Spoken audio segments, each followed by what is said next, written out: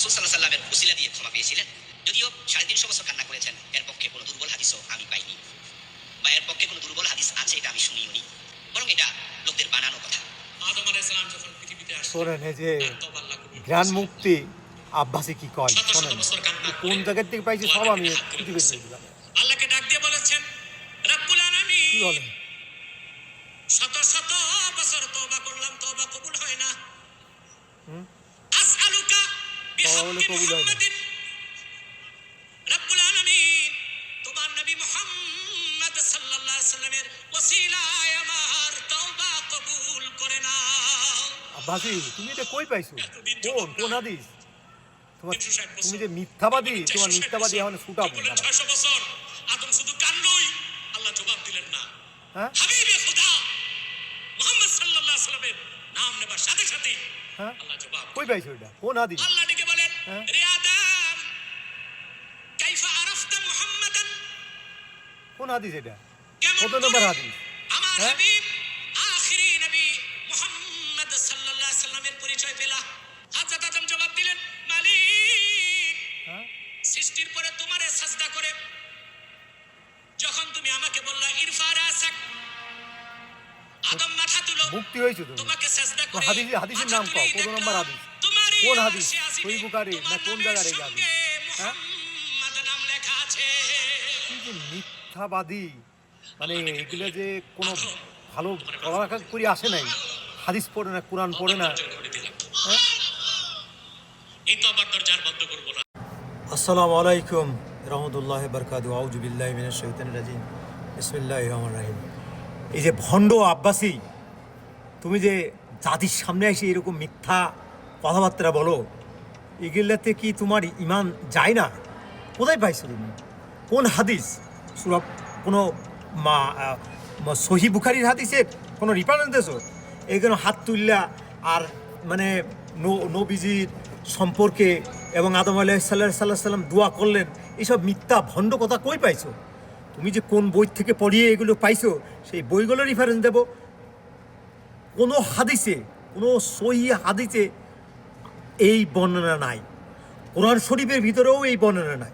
কোরআন শরীফের আয়াতে আল্লাহ কি বলছেন আল্লাহর মুখে শুনবো, এবং আল্লাহ আদম আলাইহিস সালামকে কি শিখাই দিয়েছেন, দোয়াটা কিভাবে করতে হয়েছে আল্লাহ শিখাই দিয়েছেন, এবং আল্লাহ স্পষ্ট সূরা বাকারার ৩৭ নম্বর আয়াতে বলছেন।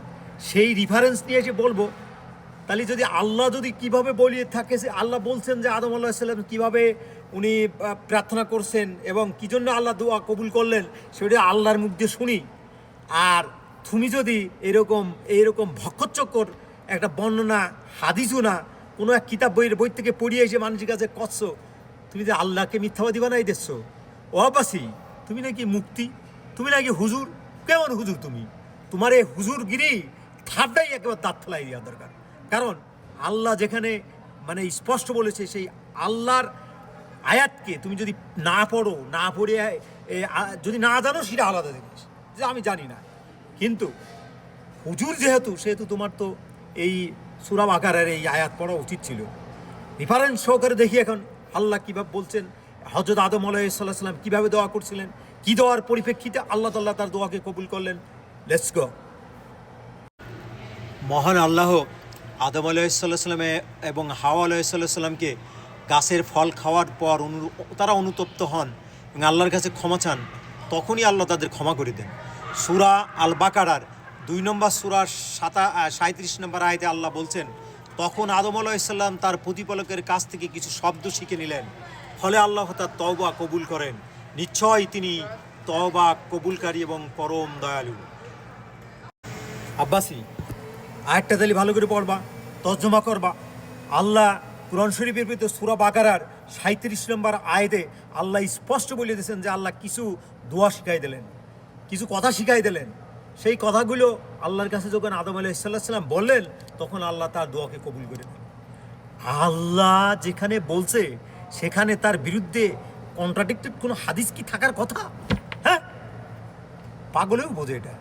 আল্লাহর মুখ দিয়ে যেখানে কোরআন শরীফের ভিতরে আসছে, হযরত আদম আলাইহিস সালাম কিছু দোয়া শেখানো হলো, এবং আল্লাহ হযরত আদম আলাইহিস সালাম সেই দোয়া দিয়ে আল্লাহর কাছে প্রার্থনা করলেন, আল্লাহ দোয়াকে কবুল করে নিলেন। পড়ো সূরা বাকারার 35 নম্বর আয়াত থেকে 38 নম্বর আয়াত পর্যন্ত আল্লাহ তাআলা কিভাবে হযরত আদম আলাইহিস সালামকে দোয়া কবুল করলেন, কি ঘটনা ঘটছিল ওখানেই আল্লাহ তাআলা বর্ণনা করেছেন। আল্লাহ যেখানে বলছেন সেখানে হাদিস আসবে কোত্থেকে? আল্লাহ হচ্ছে সবচেয়ে, আল্লাহর কথাই হচ্ছে কি সবশেষ কথা। সেখানে রাসূলের কথাও চলে না, সেখানে কোনো সাহাবীর কথাও চলে না, সেখানে কোনো কোনো কোনো কিতাবের কথাও চলে না। আল্লাহ ফাইনালাইজ করে দিয়েছেন, আল্লাহর কথাই হচ্ছে কি সর্বশ্রেষ্ঠ কথা। তাই হাদিস আসার কোনো সম্ভাবনা নেই। এখন তারপরেও দেখবো তুমি যে কইছো যে এই যে আদম আলাইহিস সালাম মানে আল্লাহ রাসূলের নাম ধরে কইলো আর আল্লাহ রাসূল আল্লাহ কবুল করে নিলেন, এই কথা কোনো হাদিসে তো নেই। যেসব বইতে পাইছো সে বইগুলোর নাম পর্যন্ত আমি কই দিচ্ছি। Let's go. দেখো তুমি যে কিতাব বই পড়ছো না, সেই বই হচ্ছে কয়টা? বাইহাকি, তাবারানি, দেলা ইলুন নুবুয়া, এইসব কিতাবে এইসব কথা আছে। কিন্তু এইসব কিতাবে আসার পরেও যারা হাদিস বিশেষজ্ঞ তারা কি বলছে? এই হাদিসের কোনো ভিত্তিই নেই। তারা কি বলছে? যে ইমাম জাহাবি এবং ইমাম নবী ইবনু তাইমিউ, ইবনু কাসির, আল বানি ইত্যাদি এই সব আলেমগর বলছে এই বর্ণনাটা সম্পূর্ণ মিথ্যা এবং বানোয়াট। তাহলে পরিষ্কার, তুমি যে বই থেকে পড়ে আইছো সেই বইয়ের নাম পর্যন্ত কই দিছি, আর এটার কোনো হাদিস নাই। সে হাদিস তুমি খুঁজে পাবা না, হাদিসের নাম সনদ কিচ্ছু পাবা না। পাবা কেমন করে? আল্লাহর বিরুদ্ধে কি হাদিস হয়? হ্যাঁ, আল্লাহর মুখের বাণীর বিরুদ্ধে কি হাদিস হয়? আল্লাহ যেখানে বলে দিয়েছে কীভাবে দোয়াটা কবুল করছেন, সেখানে কি ওই মোহাম্মদ সাল্লাল্লাহু আলাইহি সাল্লামের নাম দিয়ে ওই রকম কথাবার্তা তুমি ওনে ঢুকাই দিলা? এটা মিথ্যাবাদী হয়েছে না? হ্যাঁ, কোরআন শরীফকে ভালো করে পড়ো।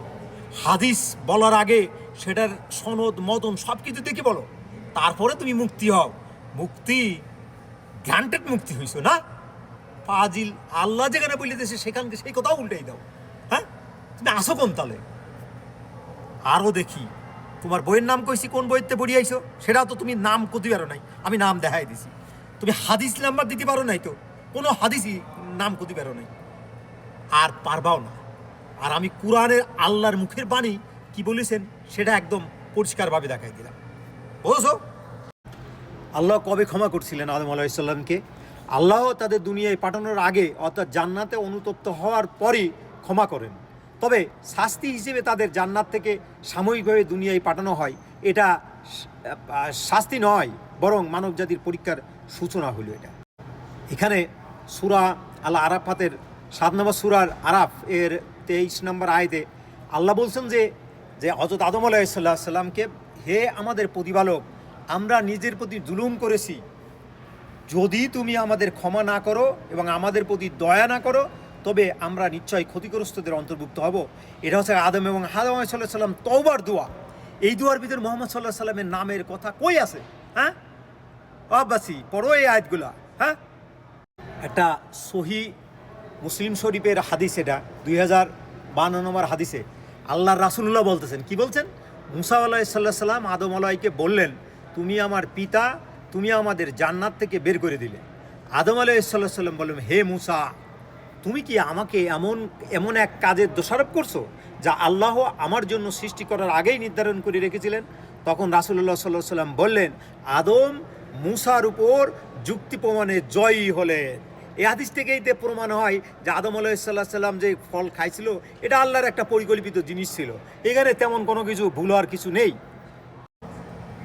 আব্বাসি ও ভাই, আপনি না কইলেন যে আদম আলাইহিস সালাম 300 বছর, কেউ 600 বছর, 450 বছর মানে কান্দেছে আল্লাহর কাছে। এই হাদিসটাও তুমি কই পাইলে? সহি হাদিস, এরকম তো কোনো হাদিস নাই। জানো তুমি এটা কই পাইছো? এটা হচ্ছে কি খ্রিস্টান আর ইহুদিদের ধর্ম বই থেকে পাইছো, বুঝো?